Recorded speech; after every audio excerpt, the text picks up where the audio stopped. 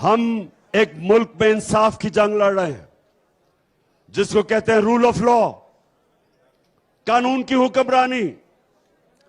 ये जो ऊपर बड़े बड़े डाकू चोरी करते हैं और फिर ब्लैकमेल करके एनआरओ ले लेते हैं, 1100 अरब रुपए का इन चोरों ने आज के साथ ही इस मुल्क के ऊपर डाका मारा है। 1100 अरब रुपए के करप्शन के केस से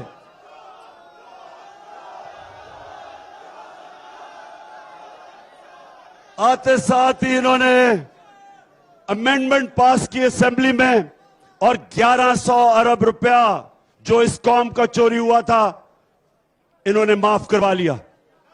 तो हमारी जंग कानून की है। हम इस मुल्क में वो कानून चाहते हैं जो ताकतवर और कमजोर के लिए एक कानून बने।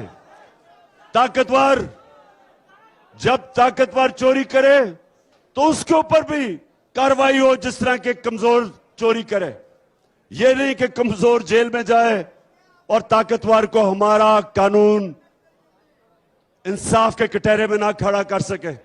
ये हम कानून नहीं चाहते, हम इंसाफ चाहते हैं। और ये याद रखें,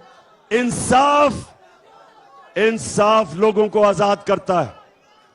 जिस मुल्क में इंसाफ होता है लोग आजाद होते हैं।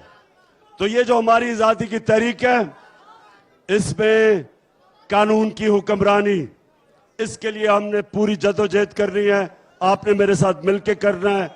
आपने कॉलेजेस में जाना है, यूनिवर्सिटीज में जाना है, तैयार करना है लोगों को। बताएं तैयार हो आप? जरा बताएं हाथ खड़ा करके।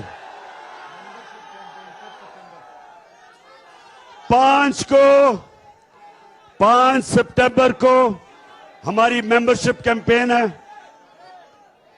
आईएसएफ ने 5 सितंबर को यूनिवर्सिटी और कॉलेजेस में मेंबरशिप कैंपेन कर रही है।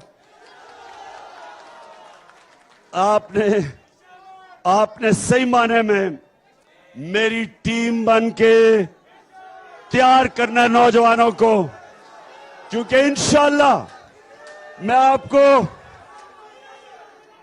आपको कॉल दूंगा। सारे मेरे यूनिवर्सिटी और कॉलेजेस के नौजवान तैयार हो।